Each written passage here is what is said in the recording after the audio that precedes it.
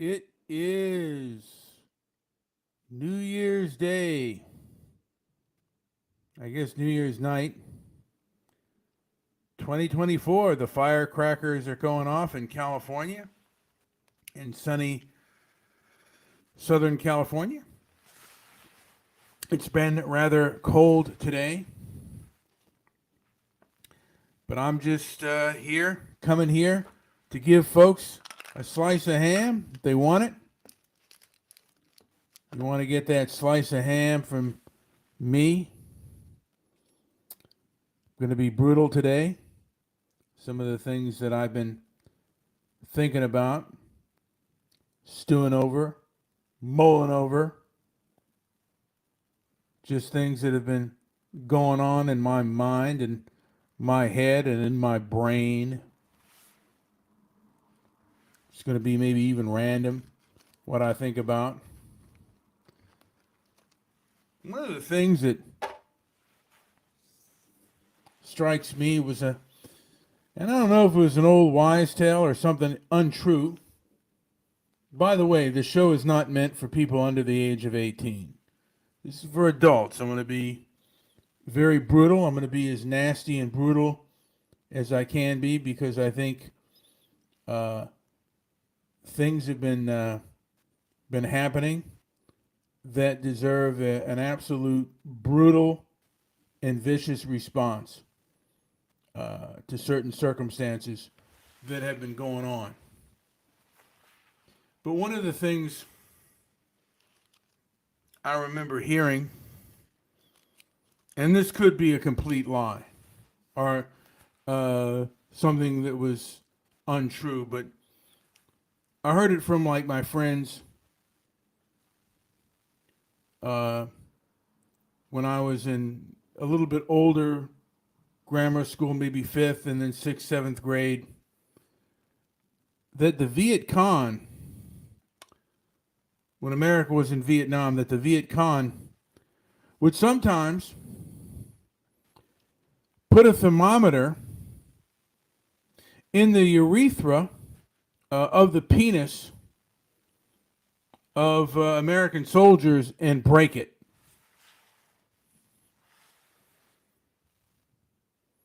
And we were fighting, I guess, to keep the world free and having the world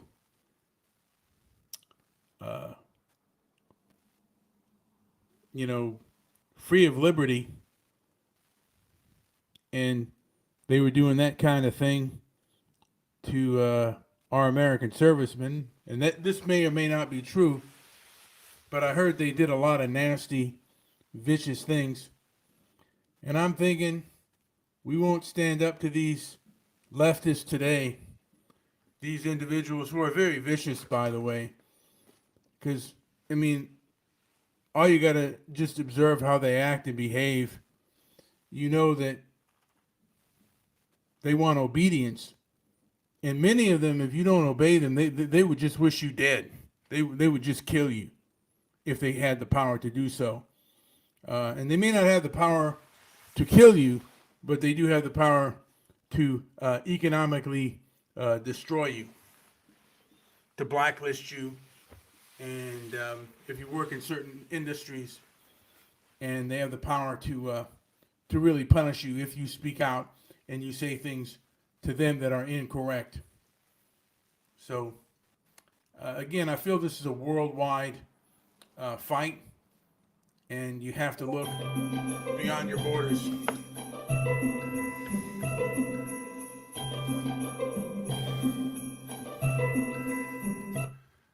Hey man, What's up? I'm on the air. You are? Can you hear me? Yeah, I can hear you. But do you want to join in? How does it sound? It sounds pretty damn good. All right. Hold on, let me give you. Should I give you a linky poo? Yeah. Hold on a second. Oh man, where's? I'm trying to get to the call here. Do do do do do do do do do. Okay. All right. Hey, we got the man who showed me how to do all this stuff, Joey. And right. Send me that link, and then I'll join you. okay. Yeah, let me send you the link. I'm gonna hang up on you, old chappy poo, because All right.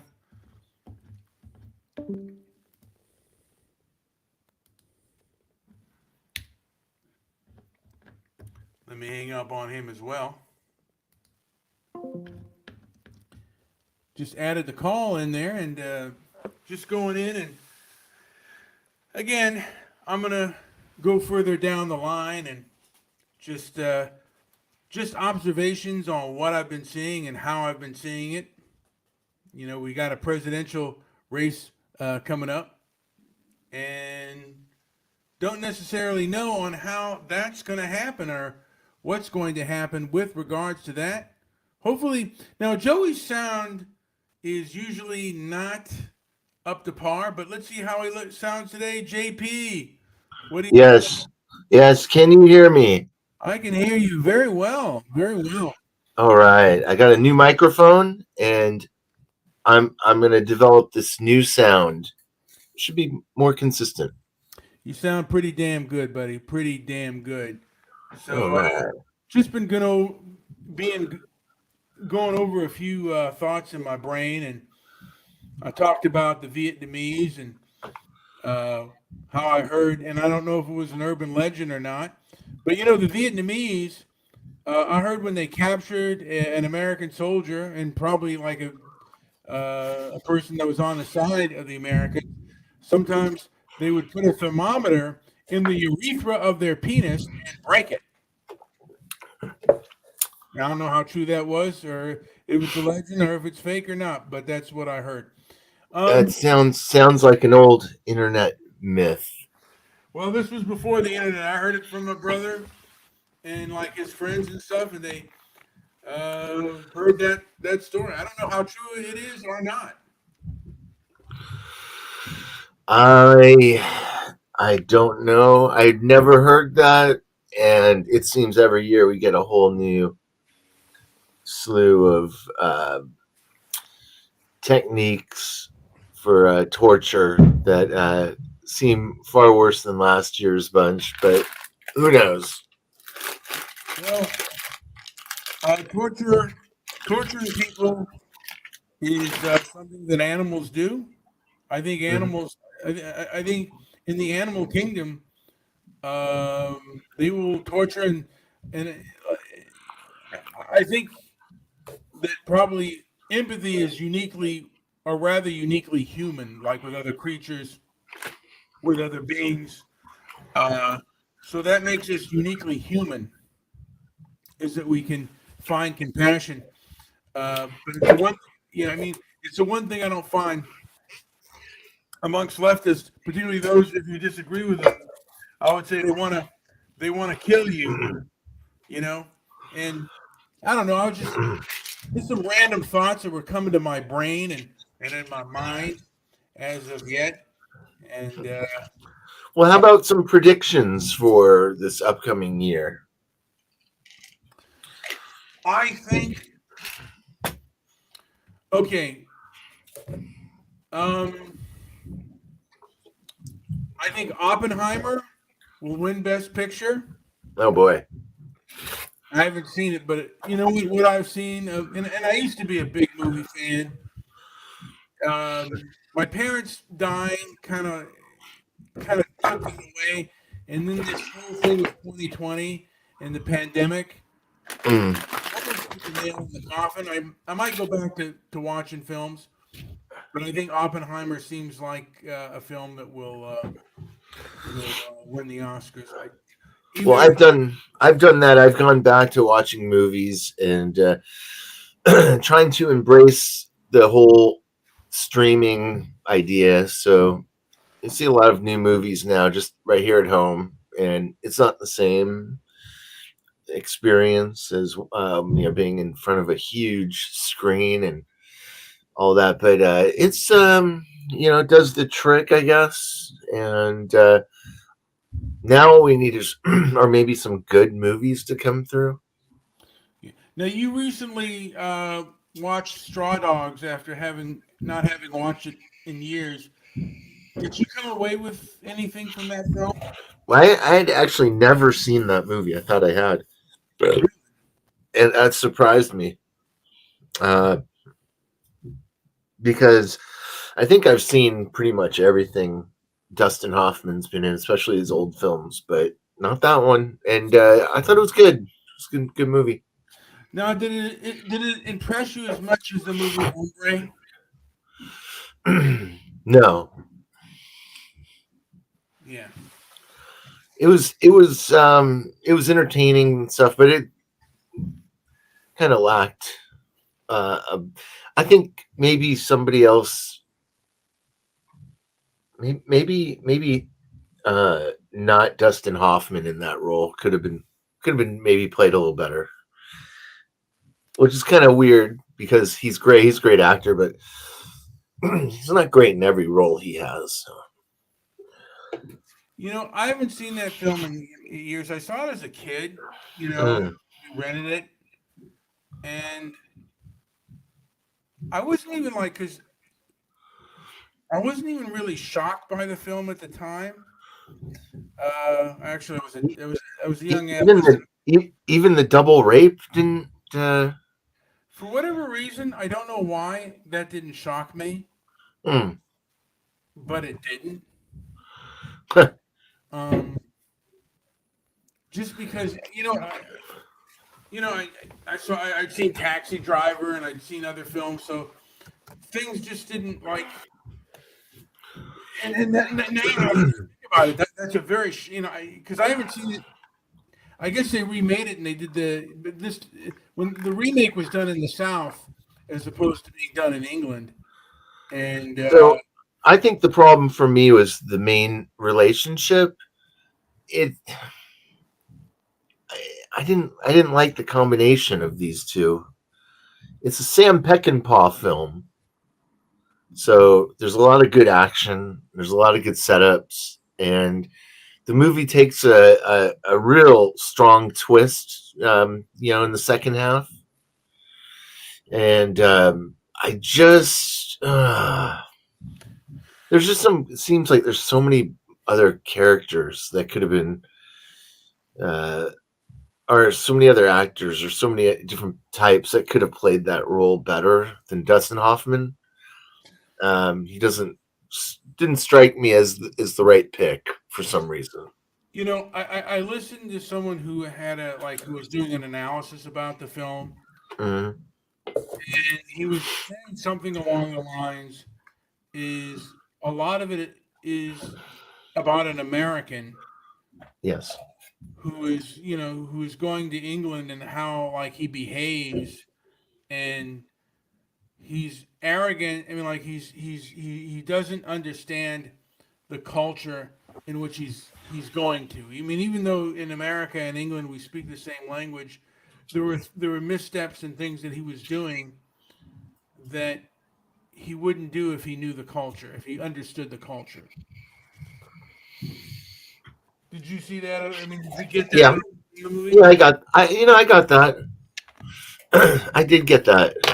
Uh, it was the main relationship. I feel could have been if that was a little bit of a better mix. I think at times it works great, but there were some weak points, and that bugged me. But it is a great movie. It's strong all the way through. Um, there's just a few, maybe a few scenes that are kind of defy logic, but yeah, still enjoyed it. I wouldn't rank it up there in my top 100 films. Well, I don't even know if I could rank 100 films, and I've seen I probably have seen thousands in my lifetime. You could name a bunch of movies that would, that belong above the rest. There's some movies that do float up, but um, also have a different perspective now on films than I did 20 years ago. I feel like I kind of unlocked a lot of clues, and especially with language and symbolism and such, and recognizing, having the eyes to see the symbol, how the symbolism fits in with the narratives, is super strong, and something I didn't, it was a skill I never had up until the point where I had it. And I think that came just from reading and and life experience and such. But I did find that the writing in the movie is pretty damn good in Straw Dogs. I find that I'm far more critical of films, uh, either in the past or today. They're all propaganda, Yeah. and they're all, like, to me, they're all made from a perspective, and it's a very egocentric medium. And Now it is because you, you give up something when you go into a movie. You're stepping in, you're allowing yourself to step outside of your own world, and you're letting a director steer the narrative. And if you don't have a critical eye and you're just the kind that's like, oh my god, just loved everything about it, then you miss so much by not having that critical eye, or the ability to put sound, the music, the coloring, you know me, film colorization is such a huge part of the post production. And it's, I think, a lot of people without the awareness miss something that people, like, even not that long ago, even in a movie like Straw Dogs, which was 1971, I want to say. People were a lot more aware of things like like colors and flowers and nature, and that's been completely removed. I think that's some of that, a lot of that knowledge it now is not commonplace the way it was even back in 71. So movies like this, maybe not Straw Dogs, but a lot of movies from this era of filmmaking, early 70s, they're so narrative rich. And so now with the shortened attention spans, and that's what this, that's, people are more accustomed now to, movie shorts or clips, and that quick hit of dopamine from a trailer or something. But like back then, it took 2 hours sometimes for a full story to unfold.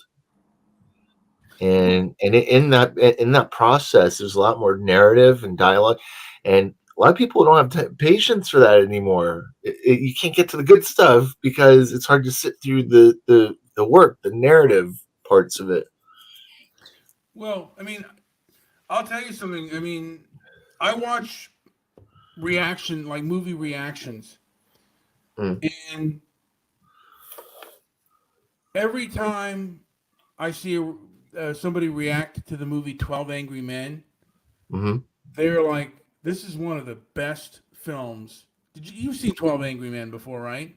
Yeah, I have. Yeah. But it is a really good ensemble cast, and it Right. just, the dialogue, crackles, and it's just the direction itself is really well done and really tight, and it really does show that, a 1950s sense of liberalism, which today it's leftism, and they're Right. so preachy, and things have gone so astray to what things were originally, and people were far more tolerant back then, to a degree, than they are. I mean, there were certain things that human beings were far more tolerant than they are today. Uh, but I mean, just people were more. I think, also more introspective. And that's I don't get that from the entertainers today, and I don't get that in the sense from the newscasters today. But again, I wonder how newscasters and filmmakers would have reacted uh,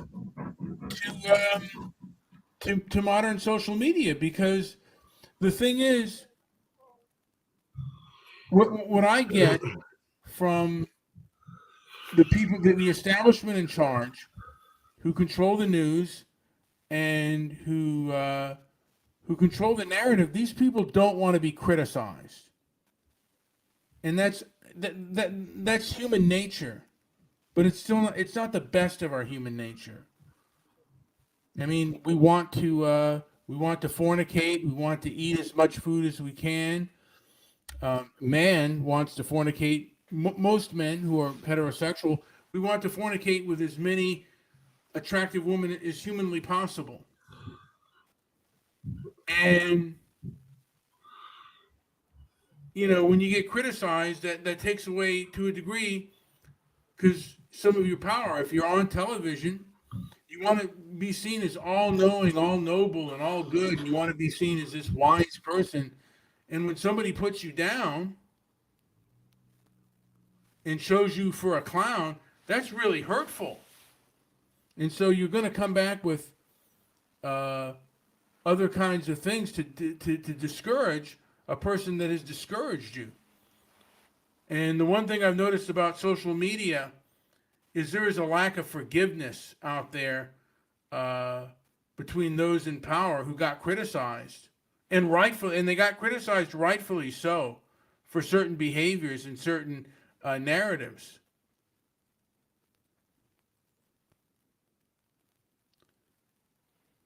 And I mean, to me, I think the person of the year should be Elon Musk, because he is trying to bring back some balance to the First Amendment. It's not perfect, but it's better than nothing. Because we are in my opinion, a true dogfight for some forms of personal freedom, freedom of speech, freedom of thought, and really the internet superhighway, the information superhighway, which what it was before social media.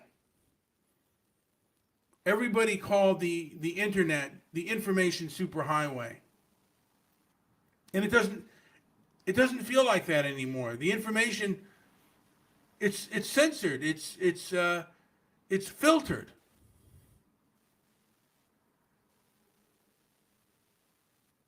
And a filtered internet is not an information internet. Would you agree with that, Joe? Yeah, I think somewhere along the line, we first of all, we don't have anyone to blame but ourselves, because I think this world has already shifted from where the I don't even like the expression, but I think it kind of summarizes it pretty well. But the powers that be, now I feel we are all the powers that be, but in the sense that there's people in control of what information and how information gets dispersed on YouTube and all sorts of other government type agencies. I feel there's been a massive, breach already. There's first of all, when people act in the public, there's no more privacy, and I think that confuses a lot of people. There's no expectation of privacy in this public realm. So I think, and I've talked about that a lot, about how I remember when there was a change at a local library, where they were making some information public. I can't remember if it was maybe, people's information was going public, or it was just some issue that had to deal, and it's just through the public libraries. And I remember the outrage and people just being so mad about that. And this is a long time ago, like early 1980s type thing. It seemed like since then there's been this spiral down towards where first, there is no more expectation of privacy outside, when you're out in the the world, and that's I think that's a major thing that, especially us outdated people who are of a certain age, and weren't really raised with that sort of thing. I think the children now that have been raised in that, obviously are going to be able to be far more accepting of this, and I think that there are people that can absolutely benefit off of this naivete, or this kind of new sort of system. I don't know if that makes any sense, but that change alone, I feel, I'm gonna, has created a lot of differences. well, I don't know if I'm gonna push back, or this is gonna be what I observed of this new medium. People do not take criticism well. And the first one that I remember, the first person that I remember who really got criticized and got crushed was a person. She was on MTV. God, now I can't even forget what the name was, but her name was Francesca Ramsey, and she was on, I think it was called Unfiltered on MTV, and I think it was primarily a YouTube channel show, and she would give her perspective onto things, and there were like tons of people doing response videos to her and just destroying her, like her ideology and philosophy and the like. And what bothered me is these, some of the, just about all of the criticism against her was rather legitimate. But what seemed to happen is the powers that be sided with, to me, who is a supreme egotist who shows very narcissistic behavior patterns. They sided with her. They sided with the egocentric, and that bothered me. And I feel that the establishment sides with a lot of spoiled, egocentric brats.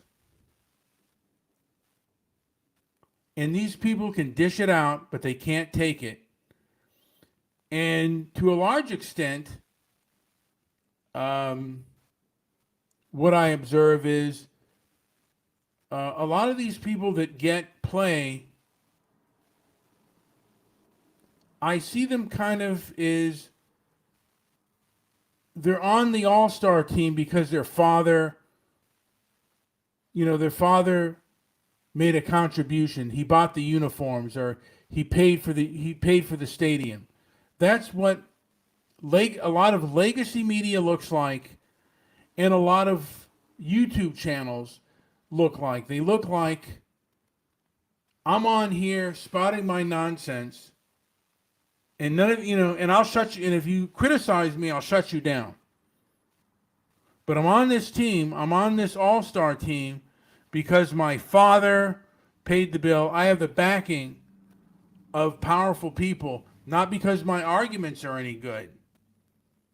It's because I have gone to an Ivy League school, and I have friends in high places. And you can't stop me. That's the way it looks to me. Could be completely wrong on that, but that's what I observe when I am looking at both modern media and social media.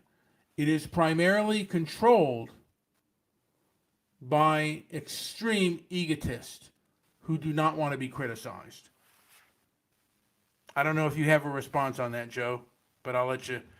I've been bloviating for a while. I'll let you respond to that. Yeah, I mean, I don't disagree with that. It's, I think, with a lot of things, uh, from understanding government or consumerism or commerce and um, work experience and everything, just like when you look at the totality of it, and you just you see that there's so many different ways. Well, some might say there's a million ways to skin a cat or whatever. And there's just like a lot of different ways to get to the finish line, as it was. And so I don't know if that's it or not, but I don't mind that everybody has an opinion and has their own way of doing things. Um, by the way, there's a very good podcast right now that's really been picking up steam. This guy's name is Lex Friedman. Have you ever seen his podcast? He's an excellent interviewer, and I've seen some really good shows. But what's interesting is that he's got 3.5 million subs, so he is bringing really good information to a lot of minds, and I feel he's doing one of the best jobs of expressing ideas of biology and law and entertainment and commerce and all these ideas, big ideas, and he's getting really big, really incredible interviews. I don't know how he finds so many, interesting people, but there's a lot of interesting people out there with a lot of interesting input. and and what I'm finding in all of these too, like the more um I don't know how to say, I guess the more educated or apparently well-rounded types of individuals that he's interviewing, and what you see is they a lot of them are speaking in a language that I think is very similar to the one that we all have used for our whole lives. Here in America, I'll stick with America, with English. They're speaking in English and it's familiar, but I see where they're dancing, and they dance and they do that. Once they start doing the dance, I start to see immediately where this person becomes a gatekeeper, or and I see why everybody is sick of hearing like, oh, there's another shill, or or these kinds of things. So it's real easy to see that, and they could be exposing or educating on a lot of topics, I think, that a lot of people just missed for whatever reason. I won't blame education, but I'm going to blame the education. Just the way we're educated, it's pretty amazing. But what I see is the common thread I see is these guys who are speaking at very high levels of biology or or politics or whatever it is, finance, that they start using this language, and it's just it's really, yeah, this is why entertainment, and that's what these people are all good at. They're all good at taking your mind and keeping it at bay for a while they you know talk. And so you have the abilities here to learn and pick up some truth and knowledge, and but not everybody has the ability to know that there's also critical words and ideas that are not being included, and that's where it becomes very tricky. I don't know if that made sense, but I have bloviated now to match your bloviation. Well, I mean, I certainly have heard of them, and interesting in biology and science. This is red wine vinegar, and one of the things I'm going to start doing more. I'm going to try to diet and exercise more, but the one thing that's pretty easy is just taking like a spoonful, at least for me with my diabetes and my high blood pressure, just taking a spoonful of vinegar before I go to bed. And if I eat something really bad, I'm going to keep some vinegar with me so I can drink that, a little bit of that before I eat like a cheesecake or something like that. I'm going to try to stay away from it, but if I can't, I'm going to take a spoonful of vinegar before I do it. And I'm going to start drinking more green tea, hopefully to help me with my appetite. But I wanted to say that I think a little bit of my old man. And my old man knew how to defend himself a little bit. He took boxing and he took self defense in the Air Force. But more than that, my father was really brutally beaten up around the fifth or sixth grade, and he learned to be extremely brutal. And one of the things, I mean, that he would do, he would have no problem with grabbing a person by the cock and the balls. I mean, just grab and just boom, and smash them in the face. He'd have no problem biting somebody or anything like that for his survival. And that's one of the things, to a degree, that my father taught me. Like, hey, and he was, in my opinion, too confrontational. He did not have good anger management, and he was not good with conflict resolution. Terrible at that. But the one thing I got from him is just, there's no rules, there's no shame, no, like Marcus of Queensberry rules. And sometimes that's who you're in a fight with certain powers that be. They don't play, they'll pretend that they have rules, but they'll always move the goalpost and play games. And you got to realize that they're playing games. You got to play the same type of games. You can't be honorable and noble to people that are not honorable and noble. These are people that are your enemies, and you got to treat them as such. You can lie to them, you can cheat them, you can do anything you want to your enemy. To me, if someone wants to do me harm unfairly, I'm under no obligation to be fair to them. And that's where I see that we're at right now. I have no problem with being a snake to a snake, or a mongoose to a snake, or or a gorilla to a bear. We're not dealing.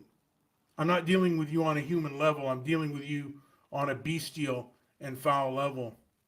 And sometimes you have to be bestial back when it comes to your survival. I don't know how far we're going in that area, but at some point you got to just, if if it's your survival, all this stuff look, like try to fight fair. At some point the gloves have to go off, and you have to do things that are, vicious and harsh. I don't know if that made any sense. Joey, back to you. Yeah, yeah. It made no sense, but no, I'm kidding. If I were to make a prediction for the upcoming year, I first of all, I feel like I don't know why, but sometimes I say this. I'm not saying I'm right, and I'm not saying that I can see the future, but 2024 seems to me like it's going to be a very kind of I think it's going to be a tense year. I think it's going to be kind of a volatile year, and I think things are going to happen a lot more quickly than expected. Maybe, maybe that means maybe a full push to a cryptocurrency. I could see that happening this year coming up. Um, that I don't know how close we are to that sort of thing, but it seems like we're getting there. And I'm not going to go as far as predicting that we go digital, like digital currency in 2024. It's just going to be something that becomes more. I think people need to, on a mass level. I mean, they need to maybe have it more integrated with the everyday dialogue. Um, I don't want to cut you off, but there are people that are stewing and are really pissed off right now. They were locked in their homes. They were told, stay in your homes, and then you can't go out and play ball. You can't go out. You have to wear a mask when you go out, and you should limit your time out. Get your food, get your food, get your food quickly, crawl in a hole and just eat. And, you got television, you got this at home, but stay at home at all costs, except for these protests, the protests, and then eventually the protests turned into riots. A lot of Americans are very angry at that. When Dr. Fauci was asked about that situation, he was like, I don't know. What do you mean you don't know? It's either an infectious disease or it's not. And Americans are very pissed off at the inconsistency in the behavior of the establishment and the powers that be. They're very angry, and rightfully so.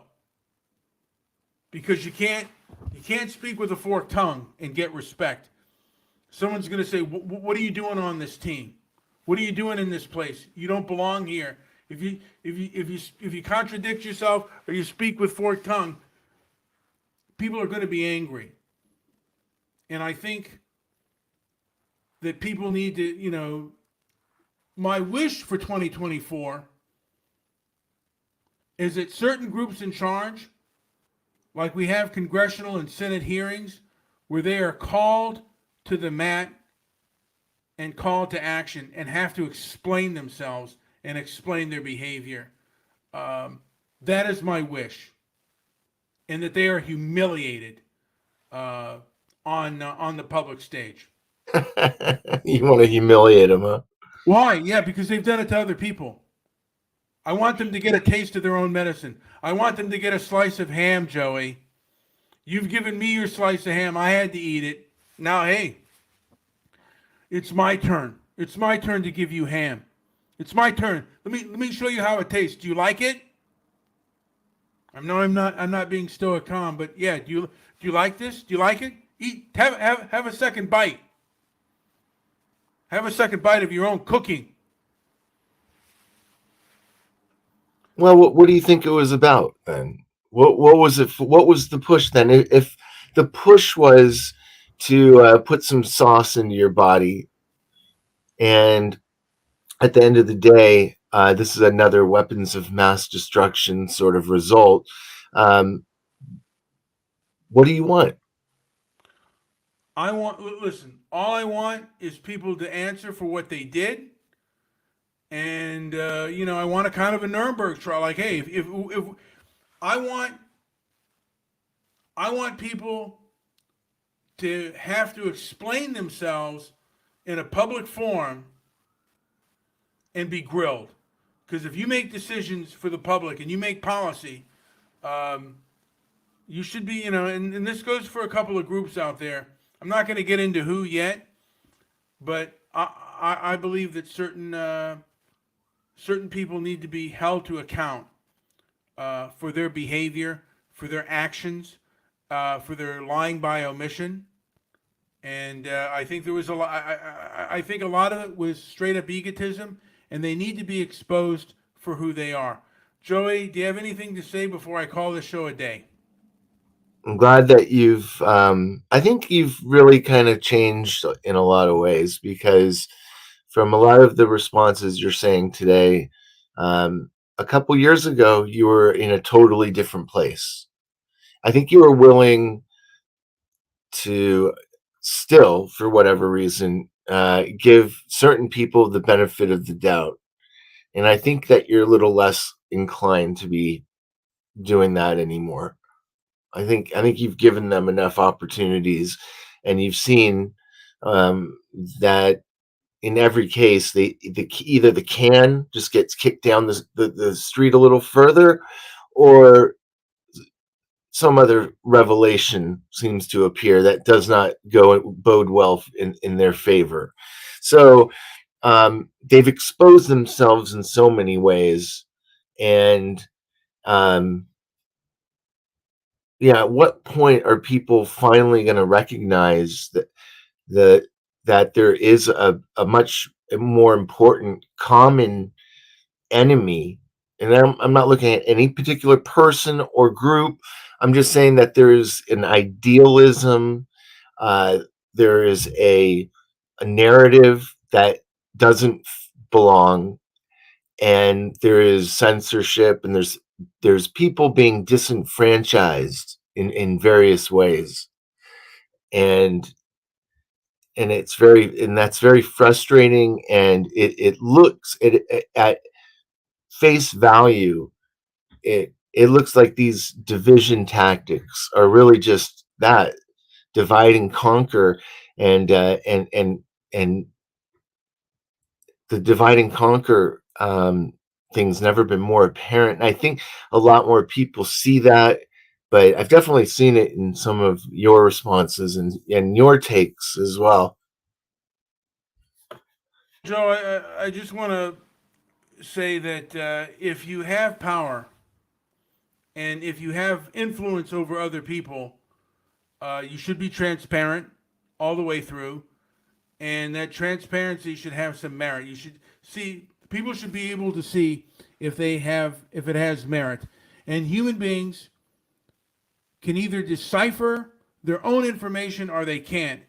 And what I want to see more and more each year is the dismantling of these censorship groups, these censorship nonprofits. They need to be held to account because they've done a lot of bad things, a lot of reckless things, and a lot of reckless behavior. Both our legacy media and a lot of nonprofits and profits out there who think that they know what is best for the American people and for the civilized world. And you and I are both adults, Joe, and and an adult human being should be able to decide for themselves what is good and what is bad information. And there's been a lot of dishonesty out there and a lot of dishonorable behavior from our establishment, from people who have undue sway in the establishment. And what I want to see for 2024 is transparency and merit. Joe, Last words on you. So I think we're gonna have to do a separate prediction show, maybe. I hope, because I really feel there's a lot of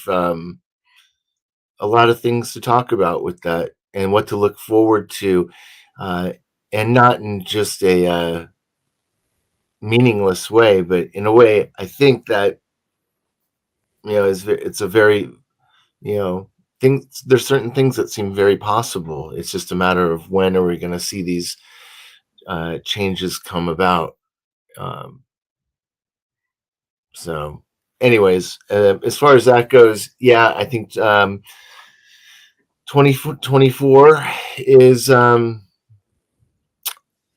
it's upon us. I wonder what kind of year we're going to get. Are we going to? Is it going to start off with a bang? Um, I'm looking at the financial world. I think there's going to be a complete failure at some point, and it's going to start in the debt market, and it's going to carry over to the stock market, and these things.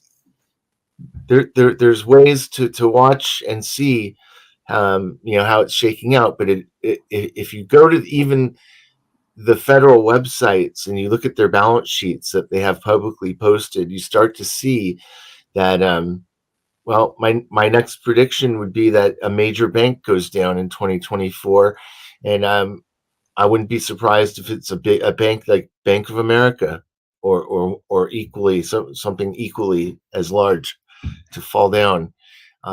We're in a place of hyper spending. The balance sheets are mind blowing. They're hyperbolic. They go. They're shooting straight up, and it can only go up from here. So the spending has to continue. The spending injects more money into the system, which in turn creates even more inflation, and there is no stopping that. And I mean, I think it's not being stopped intentionally. I think these things are being done, by design, but that's another show on another day. So, but anyways, there's a lot to look at for 2024, I think. I think you know what, a prediction show for tomorrow. I'm going to go to bed, but I think I would love to do a prediction show with you for 2024, and also I think we can start to talk about like what healthy resolutions, what are the easiest. I think it's a prediction show and smart resolutions that one can make regarding diet, exercise, and living healthier. Yes. So, hey guys, like, subscribe, leave a comment down below, and share this video if you gain anything from it. And my whole thing is adults should have an unfiltered internet, an unfiltered AI. That is what I want. I don't want the scumbags or the egotists to control what we see and what we hear. We can do that ourselves. If we want to filter out information, we should do it. We don't need any middlemen. This has been Brian and Joe with Transparency and Merit. Again, like, subscribe, share this video if you gain anything. Joe, do you Like have and subscribe it. Yeah, like and subscribe. We need some more people in here, some new people to get in here. But we need comments. We need to know where you're at. So it'll help us shape our platform a little more if we know what you're looking at and looking for, and maybe we can do a little bit more specialized types of shows. But we're going to keep doing shows in 2024. I Hey, think it's like our 11th year of doing this. all right, I'm going to call it a day. Like, subscribe, leave a comment down below. Thank you for listening. Doo-doo-doo. Beep.